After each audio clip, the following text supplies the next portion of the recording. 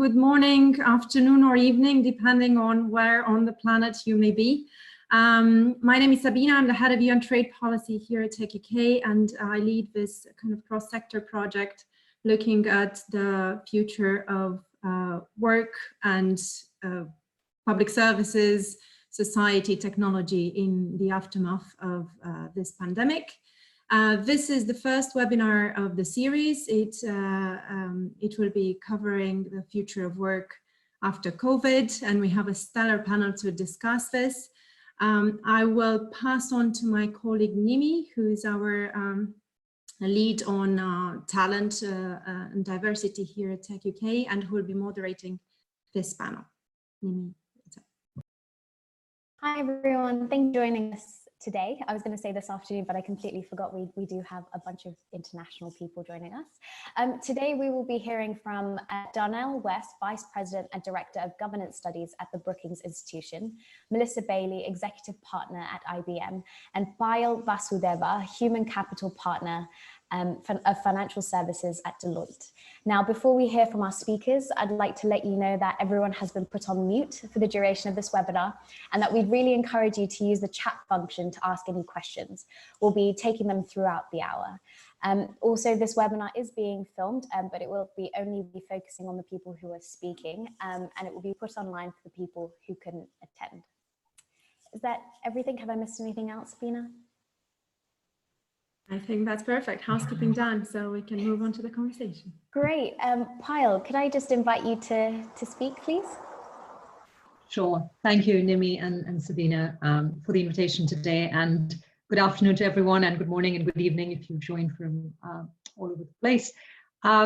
So as Nimi mentioned, I work at Deloitte as part of the Human Capital Practice, and I lead on the future of work for financial services. And now I'm going to sound quite biased given my focus, but I think COVID-19 has indeed accelerated the future of work. Over the last couple of years, Deloitte and a number of other firms have been focusing on understanding the future of work, the key disruptors, the implications on work, workforce, workplace. And here we are now, whether it be the role of technology, the need to have adaptable, agile teams, to customer and employee experience, COVID-19 has brought it all in focus, and in ways that I don't think we could have even fathomed until a few weeks ago. So overnight, whether it be the uncertainty in supply, changes to consumer demand, or the corresponding impact on workforce combined with health and safety requirements, this has created a new reality and at pace. New ways of working have had to be enacted almost immediately, and this speaks to the heart of future of work. Now, to bring this to life, if we consider what many of the main players in the online collaboration tool space are being quoted recently as saying, is that it's catalyzed their industry to an extent that they didn't think possible in the short term. I mean, some analysts are saying this has been an acceleration of about 6 to 7 years. The removal of regular working processes, or even just heading to the office and having those, all-important coffee chats, has been taken away. And in its place, you're starting to now see a wave of interaction that's almost blurring the boundaries of life and work further. So to understand what the impact of COVID has on the workforce and the workplace, it is also useful to look at it in terms of how we respond in the here and now, how we recover over time, and how we eventually and hopefully thrive. Now, the initial response phase that we're in now has demonstrated this need to be adaptable. So from changing the way we work from one day to the next, or to simply keeping the lights on in many cases, whether that be installing and activating remote working software, segregating teams for health and safety reasons, quickly getting to an understanding of what are those critical segments in my workforce, what are the emergency successors, to in some cases also furloughing a portion of the workforce. We have also now seen that the technology and HR functions in organizations are playing a very important role. And that's also due to new and evolving government employee regulations and schemes, interim HR policy changes, right through the enablement of a virtual workforce, which unfortunately also brings with it the threat of cybersecurity, etc. And then the workplace has been transformed. Overnight, we've had millions of mini offices spring up where traditional bricks and mortar headquarters are almost sitting redundant for the time being in many cases. So as we look at the next few months, while there is no crystal ball, one would expect to see a heightened degree of scenario planning around recovery and the supporting work and workforce models that would support that. Adjusting to the new realities of demand, which no doubt will vary by sector and by industry, and the potential for new opportunities perhaps to emerge, which will prompt innovation. It is likely we may even see a greater emphasis on digitization as organizations seek to enhance their own digital capabilities based on the key learnings from the lived experience of this crisis. And this will need to be supported by new operating models, more resilient processes, and facing into talent management challenges of motivating a workforce to optimum productivity with less of an ability to really incentivize them in traditional ways. So all this does beg the question, is there an alternative future state which offers a low-cost, healthier, environmentally sustainable way of working that also improves on customer and employee experience? And speaking of experience, let me just touch briefly on the topic of well-being, a topic front of mind for many organizations as they try and find ways to proactively support the emotional, physical, and mental well-being of their people through this crisis. While we are all in this together, our experiences are unique, dependent on our own circumstances. So now more than ever, we need to stay inclusive. And inclusion is a topic I'm hugely passionate about. And I think it's important for us to have a heightened sensitivity to this. For some, childcare, dependent care responsibilities are being juggled in the workday. For others, actually video calls are quite anxiety causing. So giving people choice is actually very important. And while collaboration tools are helping us connect more seamlessly, not everyone's home environment is set up for prolonged working from home. And others are living alone and feeling actually quite isolated from friends and extended family. So the ways in which organizations show up for their people, their customers, and society in these times is going to be a tangible indicator of how they are living their purpose. And will be very important to how their brand is perceived as we recover from this period. So I'm just going to conclude by saying what I alluded to at the start, that this period is like an enforced pilot in many ways on the future of work. And the data, the insights, the experiences that we all gather from this will inform the new normal when we recover and thrive. One that I hope entails more conscious choices on ways of working and living and puts people at the heart of this redesign. Thank you very much, Payal. That was incredibly interesting. I'm definitely going to pick up on that with some questions later on. Darnell, can we bring you in? Daryl, sorry, can we bring you in? Oh, yeah, sorry, you're on mute.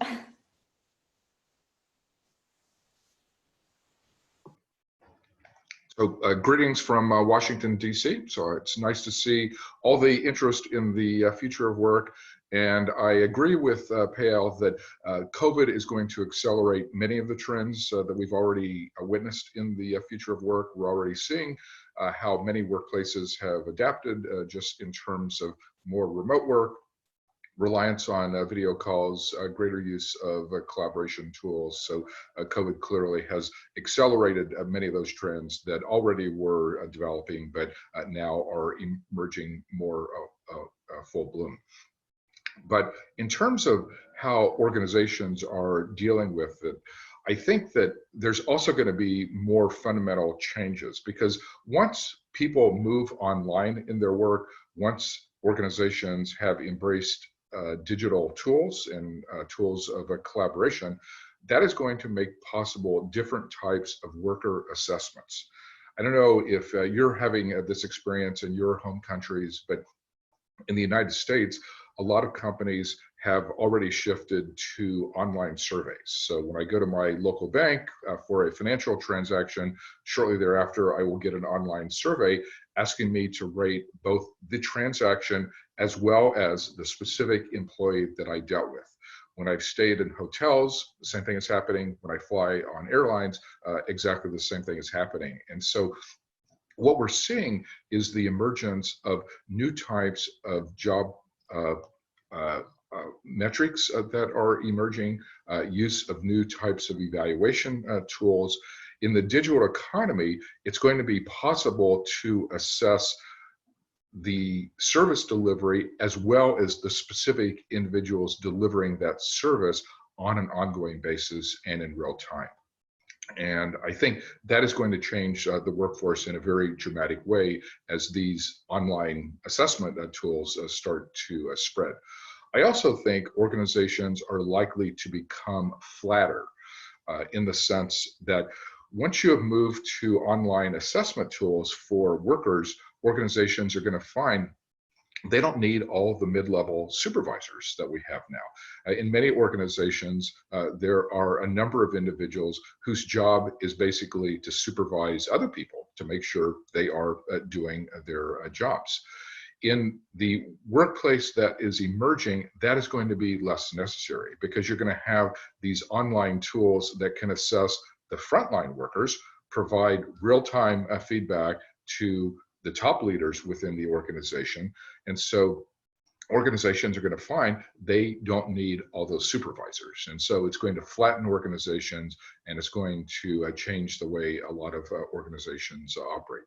I think in many respects, we're all hoping for a return to normal very soon, but it may be that we're not going to return to normal, that this is such a fundamental shock to organizations, to companies, to national policies, that we're going to find that there are long-term structural changes that are going to take place, and we're not going to go back to where we were 1 or 2 months ago. The companies are going to find that they can automate certain tasks because they're now being forced to do that, and they may discover they can get by with fewer employees. And so we all remember in the Great Recession, a lot of companies downsized, and then what we saw in many places was a jobless recovery, meaning the economy came back, but not all the jobs came back. And if this turns out to be the case in this particular financial and health crisis, we're going to need policy reforms. I think every country is going to have to look at its particular social policies, think about where the holes in the social safety net. I agree with Payal's emphasis on we need to take seriously the notion of an inclusive economy. We can't have lots of people being left behind. We don't want a situation where there's a big increase in structural unemployment. And so countries are going to have to think about what their social policies are, how they make sure that people are not left behind and that everybody can benefit. In addition, countries are going to have to place more emphasis on job retraining and workforce development to help people who might be in sectors where jobs are not going to come back, either due to automation, technology innovation, or other tools. We're going to need to help those people develop new skills so that they can participate in the new economy. And then the last point I'll make is just, it's going to place an emphasis on lifelong learning. Like the old model where people invested in education up through about age 25 or 30 is going to give way to a situation where people are going to have to regularly upgrade their job skills throughout their lifetime. They're going to need new skills at age 30, 40, 50, and 60. And so colleges and universities are going to have to change. Companies are going to have to start providing classes for their employees. It's going to, I think COVID, in terms of its long-term impact, is going to accelerate this trend towards lifelong learning. So thank you very much. Thank you for that. I think that education piece is very important and something that we'll come back to. Melissa, could I bring you in now? Yeah, hi, and I don't know if you want me to share my slides but I can just talk, that's fine as well. So yeah, so Melissa Bailey, so I lead the media business in the UK in IBM, and that actually includes some quite interesting companies that are very interested in lifelong learning, people like Pearson, which is, I thought was very interesting, the comment about lifelong learning. I'm not gonna, I just shared a few thoughts just on slides as well, because sometimes it's a bit, I found, I'm sure many of you have, being on lots and lots of video calls can be a bit challenging without anything to look at. So I thought rather than just look at me, you could have some words as well. But if we think about the challenges, I don't know, can I control it or do I need to, okay, to tell you, I don't know, but yeah, if you go one down, sorry. in terms of kind of, I think we all understand it's very challenging times. Completely agree with the other two speakers. We don't really know exactly what's going to happen. But what I think we can see is, despite all the challenges, we're seeing a lot of cooperation emerging. Completely agree, there's been a huge acceleration. And then there's been a really sort of a real sense of trying to be reassuring with the flood of data, or the anxiety that's coming out, whether it's companies trying to reassure their employees, or whether it's governments and other organisations just trying to provide that level of reassurance. And I think that's really, really critical. Not wishing to kind of to emphasise rather than repeat anything anybody's ever said, already said.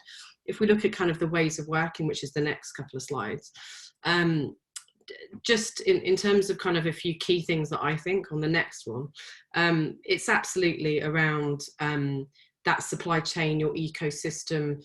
How do you actually rethink your business when most people's continuity has been planned for, site failures, all those sorts of things? We're on a completely different scale. And so actually understanding where the issue is really, really different, I think. And you can have a plan within your organisation, but this is actually about how you get all of the people that are part of that supply chain or that ecosystem to have a cooperative plan to make sure that you can continue to function.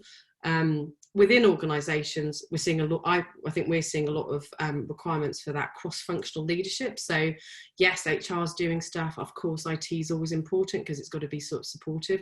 But actually, to really respond to it, to make sure that people are being responded to, whether they're employees or suppliers or customers, then actually you do have to pull together cross-functional teams to make that really work. And then, as already mentioned, I think I'm a mental health first aider. We cannot underestimate the huge shift that this has had for people, just emotionally, and just these new work patterns just create a completely different set of challenges for people. For some people, it's overwhelming, as you already mentioned, because they've got to try and balance, children being educated at home or the care of elderly or whatever. We're dislocated from our families, our friends. It's all of those things mean that I think people's mental health is going to be required, and we're going to have to think about how to use some of the tools and the technologies in order to make that supportive rather than a barrier. Inclusion, I fully agree, is absolutely critical. If I've just flipped to the next chunk, which is more around how to be, we mentioned agility, and it's absolutely critical that organisations need to adapt. There is absolutely no question. So the next one's just a few key thoughts around, if you go to the next one. I like pictures of wildlife, so the chameleon. So that's obviously, it's about organisations that have got the ability to understand, respond, and adapt. It's all going to be it's going to be easier for them to take advantage of the possibilities, but also respond to some of the issues and make sure that they're continuing to succeed. We talked about lifelong learning. I think within organisations and for individuals, it does present us with a massive opportunity. It can feel a bit overwhelming to sort of suddenly think, on top of everything else, I've got to go and learn things. But I think as we get into the new normal, I think people will start to think about how to pivot, and organisations will be much more mindful about where it's going. And as they start to future plan, trying to make sure that they're trying to help their workforce, if they have capacity, now's the opportunity to be thinking about that. But also thinking about innovation and some of the things that we're seeing. A lot of clients that haven't had time to do certain things are suddenly making time because they have a bit of space in some parts of the organisation to really think about, okay, what are the new products? What are the projects that we haven't had time to actually work on? So whilst there's a lot of challenge, I think there's also potentially some space and some opportunity to really drive innovation in the market as well. And then lastly, in the whole sort of space of how can technology help, then it's a little bit of a plug, but for me, I think quite often technology and remote working is seen as a barrier. It can be seen as a problem for how home working can make people feel quite isolated. Now we're all experiencing it. I think it will give us an opportunity to test the tools. We'll go much further and much deeper than just WebEx and Zoom and those sorts of things. We'll get into collaborative tools that really allow us to be creative. A lot of my clients, because they're in the media industry, tend to be more used to being together and creating and ideating. So thinking about tools that allow those sorts of things seamlessly, I think is going to be really interesting. And we're seeing lots of innovation in that space. the home learning and you know, that is going to be the new norm. I think we're all going to get used to virtual learning and just learning in different ways and supporting the whole population in that, not just in sort of from a workforce perspective. And then a minor plug for something that we're doing, which is called the Call for Code. For me, we've done it for the last few years. There's a link at the end, but basically it's about an open source project that we're sponsoring, but trying to really get the best and the brightest in terms of coming up with ideas and the solution to those ideas. So it's a big competition that they're running until the middle of July, and there's a link on the last page. But I'd really encourage people that have got good ideas about how to actually get things working.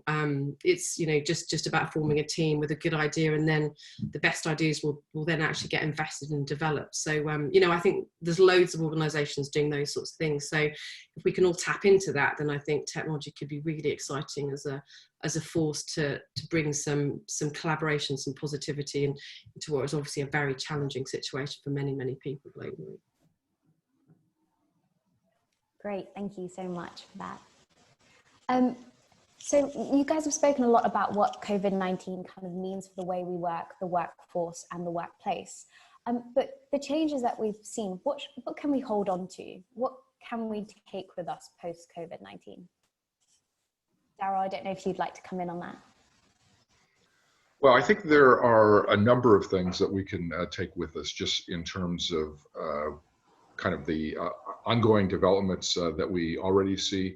I mean, a number of organizations already are moving along that technology innovation curve. And so many of the ways in which people have embraced digital technology, as Melissa pointed out, create opportunities to continue that type of innovation and push it in new sorts of ways. I think in the education area, that clearly is going to be the case. In the United States, many schools and many universities have been slow at embracing technology innovation. This crisis basically forced them to innovate, in some cases almost overnight. I think that is going to accelerate as well. So I think there's going to be real growth opportunities in terms of adult education and the use of online learning tools. Great, and Payal? Sure, and just to add to that, I think absolutely the innovation point, I think there is something here which is, as much as technology enables this, I think there is an element here which is around the culture of workplaces as well. And I think some of the things that this has sort of almost challenged is around the whole notion of presenteeism is productivity, right? And I know some organizations are further down that curve on remote working than perhaps others. So I think there is something there around reinforcing, you know, cultures of trust and transparency, and perhaps also taking forward some of the collaboration that we have seen, because we've seen organizations collaborate with each other, whether that's information, whether that's capacity, resources, in a way that I hope allows us to kind of break some of those silos and boundaries that we have in the new normal that hopefully we will find ourselves in. So I think there is a place here which, enabled and fueled by technology, brings about a bit of that cultural and mindset shift around greater trust, greater collaboration, greater transparency. And I think those are also ingredients which then fuel innovation. Thank you. And Melissa, what do you think are the things that we should keep? So absolutely, but I think building on the trust thing, I think for me, you know, actually, when you think about some of the barriers for what some people find hard from an inclusion perspective, this gives us an amazing opportunity, because it's not the minority of people that are, you know, for specific circumstances are suddenly doing things in a slightly different way. I think it's not just about physically where they are, but, you know, absolutely work patterns have entirely shifted. You know, we've talked a lot about work-life integration and rather than work-life balance, because actually I think that's really critical. And I think this is actually forcing everybody to think about being very tolerant of everybody else in some level. So not expecting everybody to be online between 9 and 5, and, you know, people can understand that that's all a balance. And I think so building on absolutely that ability to, in not being about presenteeism, it's about trusting people. There's a job to be done within a certain time frame, and it's kind of up to them to organise themselves and their teams as to how best to do that, rather than the same sort of strict everybody's going to be here. Now, not every industry is going to allow that. So obviously some industries it's much easier to do than others. But it's interesting how the crisis has definitely challenged people that said, you know, that's a really good idea, but, and it's always the but, we can't do it. Whereas it absolutely now is, of course, we have to find a way. So how can we? And I think that's a really positive thing. So. Great. And for Payal, we have a question from the chat function. Someone has said, there have been some alarming reports of increasing use of worker surveillance tools, both high and low tech, ranging from requiring employees to attend all-day Zoom meetings or to tracking keystrokes. Do you think this is an abnormal blip as we are in this transition phase, or do you think this will be the new norm for some sectors? You know, as you mentioned, the kind of pilot phase of what our new normal could be. Sorry, Payal, you're just on mute. Yeah, sorry, I just realized I was on mute. So I think we are reacting to what's happening around us, right? So we're very much in that sort of response phase where we're trying to find that right balance between agility and security and, you know, and trust. And I think different organizations are grappling with this in different ways, and also have a different starting point when it comes to technology that they can leverage. I would like to believe that actually what we are already beginning to see is some new ways of working and patterns that are already emerging, right? And it's about how do you create almost that culture within organizations to be in that space of allowing some of that experimentation to happen, and say, actually, what are the things that are going to be beneficial as we all go through this and as we learn as we go. And what are those things that we want to then hold on to as we come out of this phase? Versus what are some of the things that potentially bring forth some of the dysfunction that, again, we won't need to be addressing and not be carrying into the new normal. So I feel we're going through a bit of a phase at the moment where it's very reactive. It's happening in different ways in different places. And I don't see this as something that is going to take us back to some kind of big brother draconian way of kind of monitoring work. I think what we're seeing are some wonderful examples of actually there being some real meaningful interaction happening. In fact, I was just looking at the chat as well, where people say it almost feels like we're almost interacting more and having more of that kind of human connection. And you're seeing some amazing things happening, again, thanks to technology, whether it's virtual pop-ups and team events and all kinds of sort of engagement-related initiatives in this space, which I think have been quite eye-opening for a lot of people in terms of what is the art of the possible. And I see that those will be things that we will carry forward as we move into that more of that recovery phase and start looking at, okay, what's Thrive going to look like in time to come. And do the panel, for instance, Daryl, do you think that there will be a pause for reflection and an opportunity to refine these ideas once we come out the other side? I mean, I think a lot of organizations already are reflecting on what is happening and kind of planning for what happens once the virus starts to die down. And I think we are seeing some innovations in the social realm that are likely to continue. So, for example, some of our employees are trying to overcome the risk of social isolation by organizing virtual lunches, virtual happy hours, ways for people to come together outside of the workplace. And I think those types of things will continue as well. I do think there is a risk of an increase in worker surveillance just because of the new digital tools that are made possible by the fact that people are going to be spending more of their time working through online platforms. With collaboration tools, organizations can basically see like what percentage of your time you're in meetings versus not in meetings, how you're using the time, who you're interacting with. I mean, I already get reports on how I am using my time. That was kind of before COVID, just based on our use of online platforms.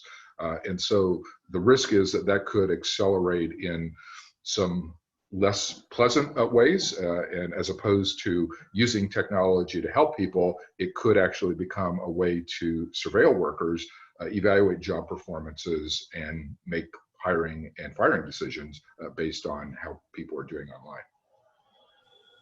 a really interesting point about productivity. We also have a question from the chat function. Melissa, I think this is pointed to you. How much more productive is home working when everyone else is also working from home?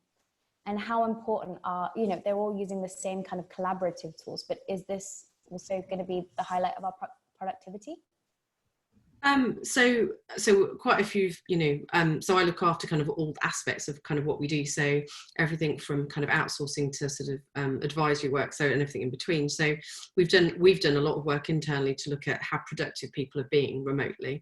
And obviously, I know you've said it's an international audience, whatever the norms are in the UK are quite different to some of the global locations that we have to deliver from. And therefore it's been quite interesting to understand the challenges of that. All the data we're getting so far is saying that people are productive. There are plenty of places where not having to suddenly do a commute is both good and bad. It gives you some headspace, and but some people do have very, very long commutes, and so I think there's a bit of a balance there. But so far it's something that we're, for certain sorts of work, we're being very careful about, are we supporting the team to make sure that the expectations are realistic. I think it would be incorrect to just assume people are going to be productive in exactly the same way.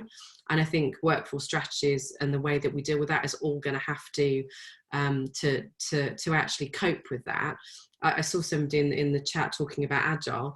A few years ago, a lot of people would have said, it's very hard to do agile with remote working. The teams that all stand ups all together, and even those sorts of things are being sort of challenged, I think. So I think on balance there'll be some puts and some takes, but we're seeing it kind of evening out to be pretty productive, I think. And I do think, lastly, actually not getting on lots of planes and doing some of the travel that we all thought was absolutely required and necessary in itself is good for the environment, and it's very good for people's productive time, I would suggest. So thank you. And this is to sort of anyone who wants to come in on this. Philip White in the chat has asked, how is this going to affect international collaboration across time zones? Are our expectations going to be wired, and are we going to become dissatisfied with collaboration across time zones by email? Will this put more pressure on joining online meetings at the end of the working hours? Bail, I don't know if you want to comment on that first. Well, I'm just checking, I'm not on mute. Okay. I think actually what we're already seeing, and I pick on Melissa's point around kind of, the need that was sort of, everyone jumps on a plane and you go somewhere because you need to have a meeting. And now you're actually fundamentally questioning as to whether that was required to the degree that we thought it was previously, right? So there's a lot of saved sort of time and personal time with some of these things, right? Whether that's commute, whether that's international travel. What I'm already seeing is in our collaboration in the here and now is that actually there is far more flexibility and almost empowerment that's happening in terms of how you manage that working day. And I know some of it is exaggerated for the fact that these aren't normal circumstances. This isn't just us working from home.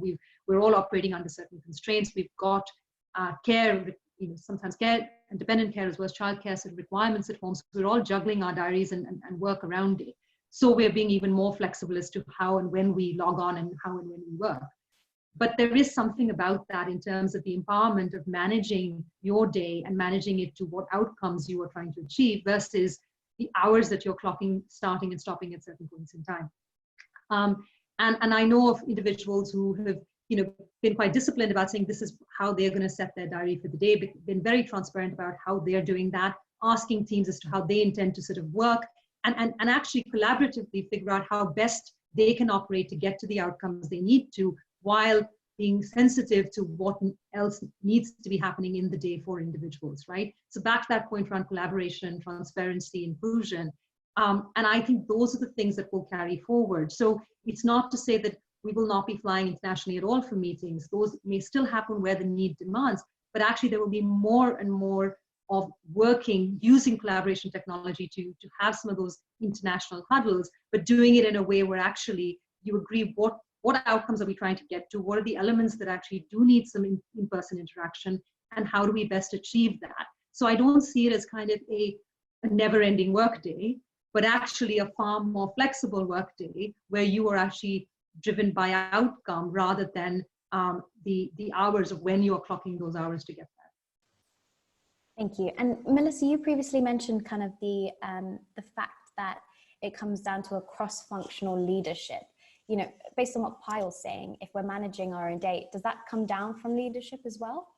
Yeah, I absolutely think that, but that behaviour has to come from the top. So if you want the team to behave in a certain way, if you're trying to change the culture, that pretty much has to be driven top down, because if leadership within companies don't believe, then it's, you know, they're not going to be setting you know, an example really. And I think specifically on that, you know, work-life integration and how we work, I think because of the fluidity of all those hours, I think, you know, we're getting much more setting of office hours, if you like. So if any ask me anything type moments where people go, I will be committing to being on at this hour every Wednesday. Anybody can just come, and whatever collaboration tool you're using, you know, come talk to me, ask me anything, we'll all interact. And some of those sorts of things you kind of think, well, that should have been happening anyway. But actually, I think that's the sort of thing that will persist. It will carry on. We're seeing lots of examples of that. But absolutely, I think unless the management and the exec team are being very clear on, you know, this is what I'm going to do, this is our ways of working, we are going to trust people, we're going to be open, and we're going to actually potentially share work in different ways. You know, we're seeing lots of requests for things like job sharing, which would not have been, you know, all those sort of things. I mean, in a really positive way. You know, I think that just makes us much more open to those things going forward, and once they've happened, it will be much harder to then unpick them. So in a really positive way, I think some of those things remain. But, you know, I'm seeing things to Pyle's example of, you know, if we've got a task to do, if I'm working these hours and I know I've got to stop, handing it to somebody else who will then kind of carry on. So actually it's the work kind of continues, but not the person's working day, that the team's effectiveness continues, I think. So that's really interesting. And Daryl, this one's for you. Is this the catalyst for the robots and machine learning industrialization? Apologies.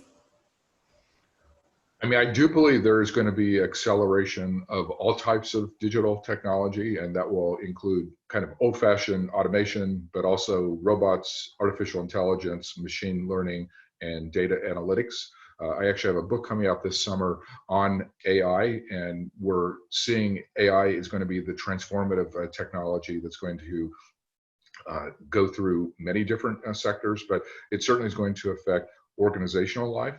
And it gets back to the point I made earlier that, you know, once people are working online, it enables new types of metrics, new types of data analytics. And I think leaders have to be very careful to use these tools in constructive as opposed to destructive ways. Like, you don't want this to become a new form of worker surveillance. You need to use this to help people be productive, but not to, you know, bring Big Brother to organizational life. So I think we do have to be careful in this stage as there's going to be increasing emphasis on technology innovation, that we move the innovation in productive and not destructive ways. And you previously spoke about the importance of lifelong learning. We've got a question here about the fact that many people are being siloed currently to protect their jobs and to sort of protect redundancies being made. How can leadership and how can business leaders see the benefits of creating an innovative workforce development plan to retain, upskill, and retrain staff simply before laying them off? You know, have you seen anything like this before? I mean, I think the good news there is that lots of leaders are going to have incentives to want to retrain their existing workers, because, you know, if they're innovating within the organization, they're going to need their existing employees to develop new skills. You don't want to just fire the old people who don't have the proper skills and then try and hire new people, because there may not be new people who have the skills that you need. And so I think in a lot of respects, this whole era is going to place much greater emphasis on adult education and lifelong learning. And employers have to provide those types of opportunities, either in-house, or they need to basically include it as part of the worker benefit package, that if people are having to go to colleges or universities to get new skills or take online courses, they need to be paying the tuition for those courses. I think one of the new fronts in terms of worker relations will be getting employers to pay for lifelong learning. I mean, there are plenty of learning platforms that are out there. The tricky question is who's going to pay for it? And we can't just put that entire burden on individual workers. I think organizations and governments are going to have to step up and provide new ways of paying for those types of opportunities. Payal, so Deloitte already has kind of lifelong learning opportunities. Do you see it going any further, or do you think these kind of emergency measures will still be here? No, I would agree with the points being made and what Darrell said. I think there is going to be an increased focus on this, because what we're already observing is organizations needing to have, or coming to the realization that they need to have way more talent mobility even within their organizations, right? Which by its very nature implies that you need to have an understanding of the skills and capabilities you have across your organization. And then what kind of agility do you have to actually move people around, because demand patterns are changing, right? Even as you come out of this, there'll be certain parts of your businesses that might switch on sooner and faster than others, and some others that might actually drop away and be replaced by something completely different. So this need for kind of greater talent mobility, both within organizations and then across organizations and across the talent marketplace, if you will, is going to, I think, just bring the whole learning dimension really to the fore. So while we have a lot of sort of, already virtual learning practices and this notion of lifelong learning, which is not just about, and someone made that point on chat as well, this isn't just about technical skills, this is as much about human skills as well, and those soft skills, I think, become really important to be able to adapt, to be, just that natural curiosity, to always have that always learning culture, if you will, and that mindset. And I think that this is just going to further enhance some of those investments that have been made, because we're just going to see it more pronounced, right?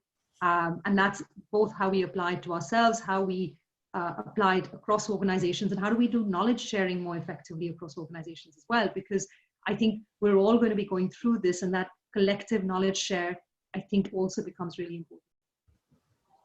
Yeah, so, we've got about 15 minutes left, and I was just wondering if I could ask the three of you quite a broad question.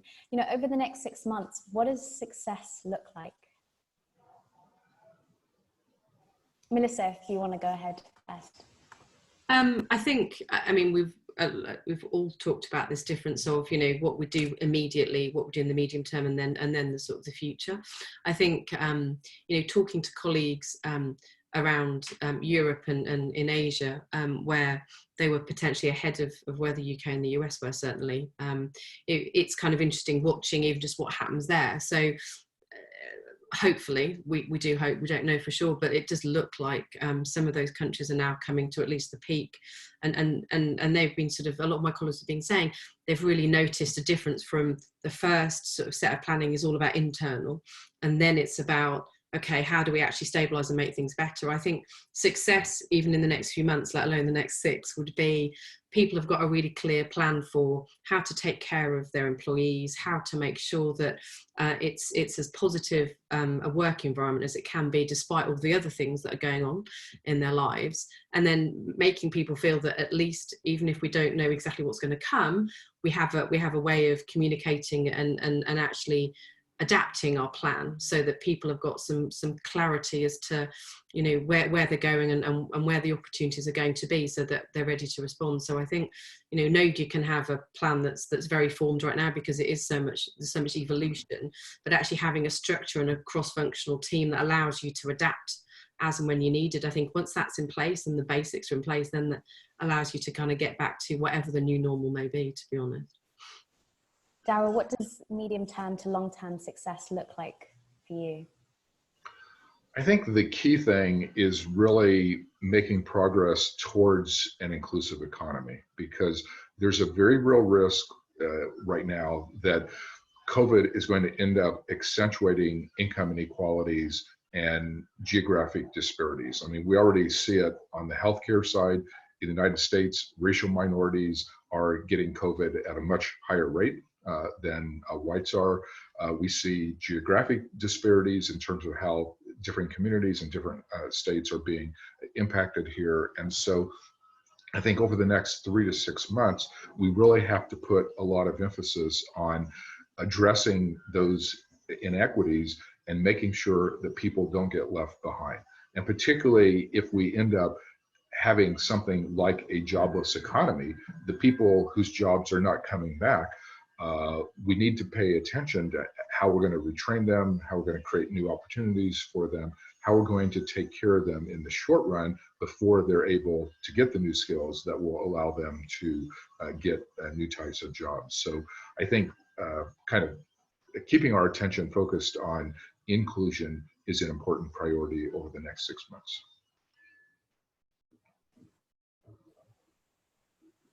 Thank you. It's difficult for employers and I guess for government to say, look, you need to start reskilling, retraining when people are almost in survival mode at the moment. That one's also to you, Daryl. Yeah, I'm sorry, I missed the first part of that question. Could you repeat sorry. that? Apologies. So, you know, while it can be difficult for governments and employers to tell people what to do, especially in a jobless economy, and especially when we're talking about things like reskilling and retraining when people are almost in a mood of survival, what can we do to help translate the message?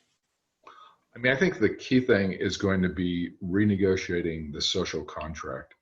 I mean, in many countries over the last few decades, there's been an emphasis on cutting taxes, limiting the role of government.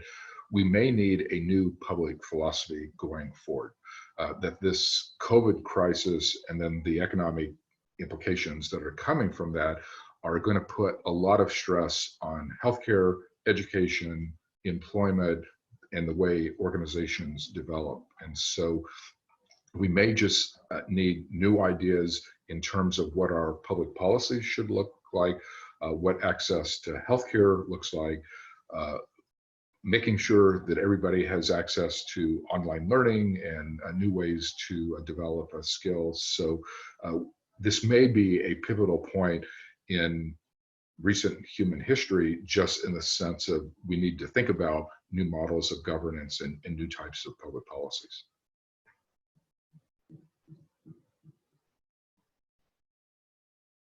And Melissa, similar question to you. How do we ask of people to focus on lifelong learning at a time when they may not have the capacity to do so?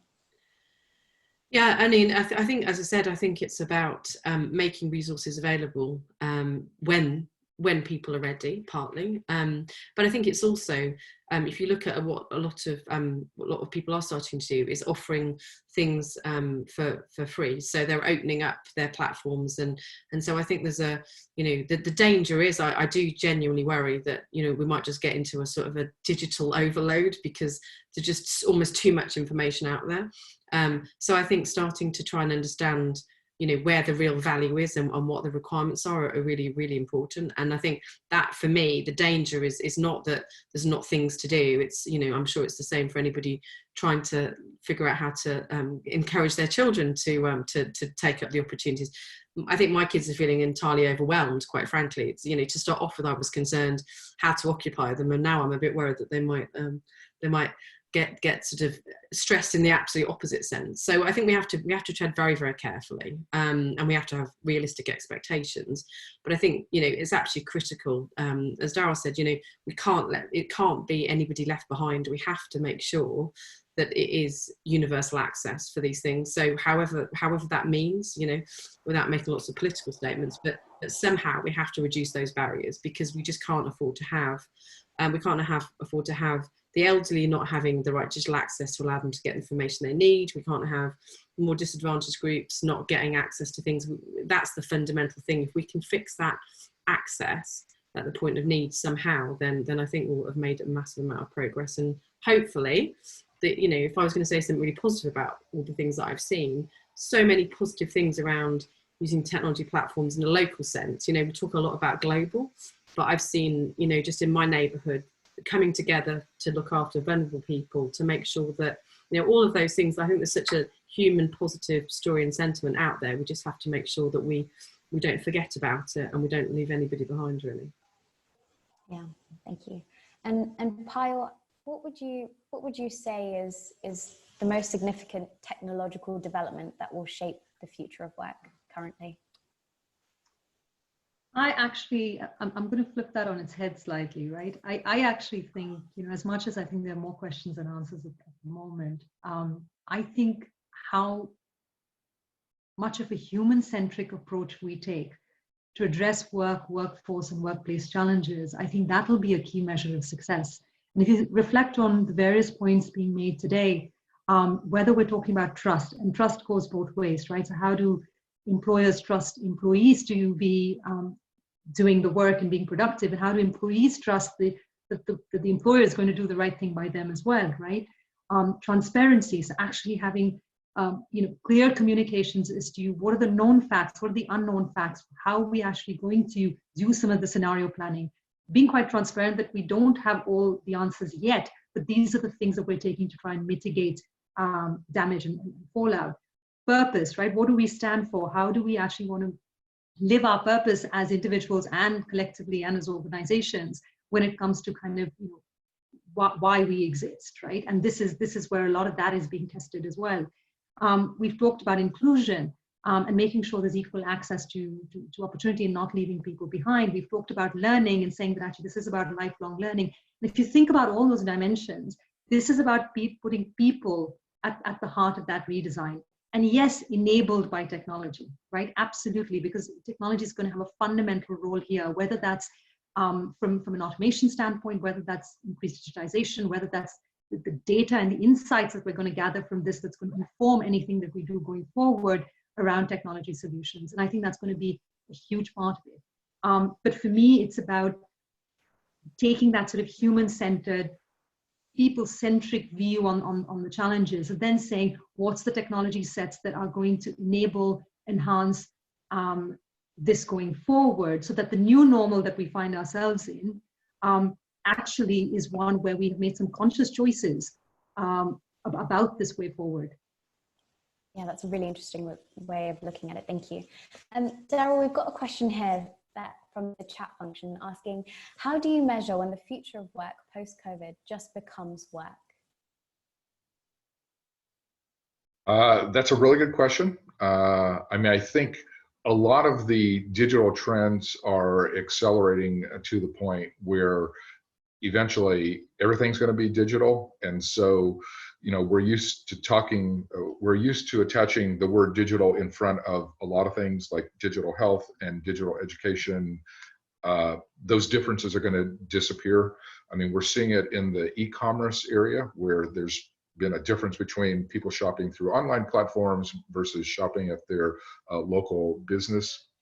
COVID has accelerated this trend towards e-commerce. And so at some point, e-commerce is just going to become commerce. And so I see the same type of trend playing out, that the future of work and the digital aspects of work are just going to become work, because they are just going to be so well integrated into how we do our jobs, the way that organizations function, how we think about what's going on, that there's not going to be a difference between work and the future of work. The future is here, and if anything, the COVID crisis has accelerated the trends that were emerging prior to this health crisis, but they're likely to really accelerate this year and certainly next year.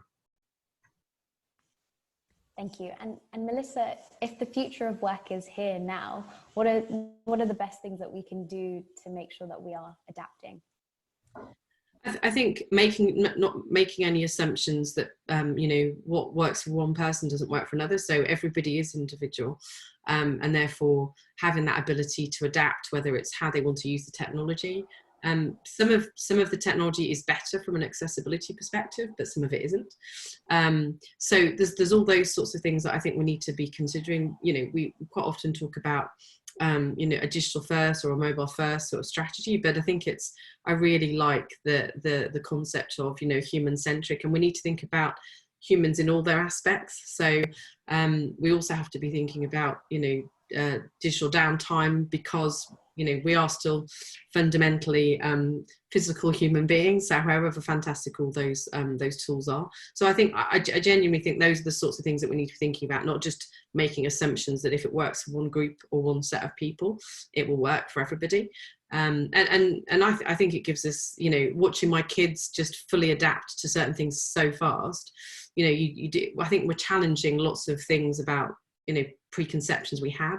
So I guess it's trying to keep open-minded, but somehow have some very careful early warning signs for where we need to course correct, I think, because when people are physically together, I think especially like mental health and those sort of things, it's easier to spot. That's the thing that I worry about. When people are remote, some of those things can become harder. And that is the downside to it. That remoteness can be isolating. So. Well, fantastic. Thank you all so much for all your fantastic thoughts, and to everyone who joined us with questions. We have a minute to go, so I'm giving you a minute of your lives back. Just to let you know, we will be posting this online, so if you have any colleagues who do want to have a listen to this webcast, please do let me know. Thank you all so much for joining, and apologies if we didn't get to your question.